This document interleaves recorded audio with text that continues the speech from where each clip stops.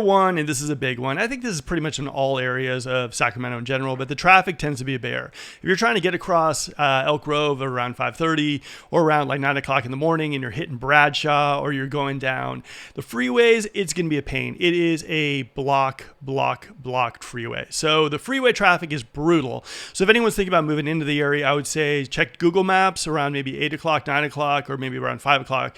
But traffic tends to be a little bit of a bear, especially if you're going on side streets like Bradshaw. Oof. They are really, it could be a little bit of a pain.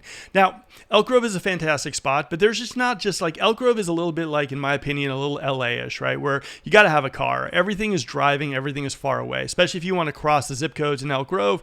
Driving distance can be a bear. I mean, some of the areas, will take you during traffic close to about maybe 40, 50 minutes to get there. So the driving distance throughout Elk Grove tends to be a pain. There's a lot of side street action going on there, but as far as Elk Grove in general, if you're looking to go somewhere, like let's say you live in the 757 and you want to get over to the 758, depending on what time of the day, it could look really, really easy on a map. But then when you start driving with the side streets, with the traffic, it could be a pain. So understand that Elk Grove, the 3 zip codes that we're primarily talking about, there's a big distance there. So the distance between them is probably something that I definitely consider if I'm moving to Elk Grove as well too.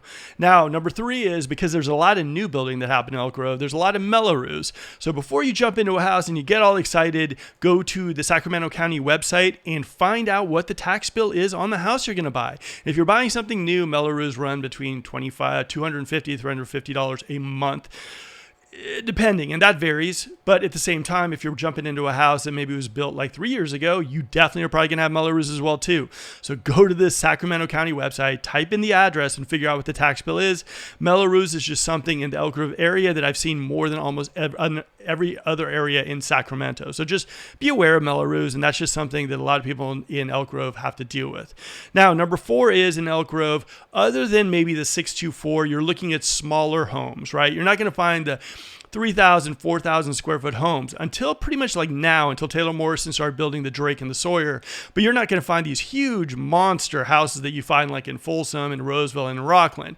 That's somewhat changing right now. And if that's your kind of vibe and you still want to stay in Elk Grove, I would say look at the 624 towards Sheldon Road. You might find something over there that works. But as far as newer, there's some mixed in, but they're really hard to find. So if you're someone who wants something in the 3,000 square feet, it's not going to be an easy thing to come by in Elk Grove. Okay, so that's number 4. And number 5, and this is the big one.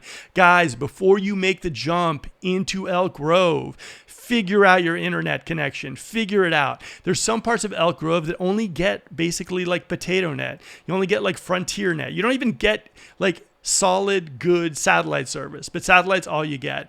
So before you make the jump into Elk Grove, before you say, man, I found a house in Elk Grove, I'm ready to rock, everything's good to go, find out what the internet situation is where you're moving to Elk Grove. It's easy to do. Xfinity's online, AT&T's online, and you can put the address in.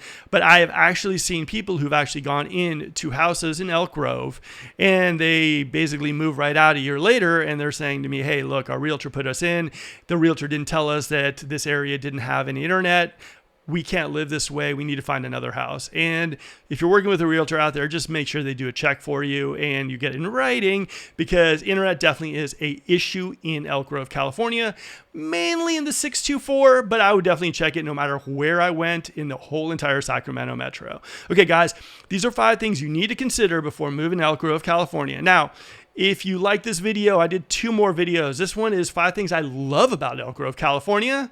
And this one is a Q&A that I did live Wednesday at 5:30 on YouTube, where we broke down Elk Grove. We talked a little bit about the casino, and we take a little Q&A from all the people who are interested in Elk Grove, have questions about Elk Grove. So both these videos are available to you. And that's it. See you.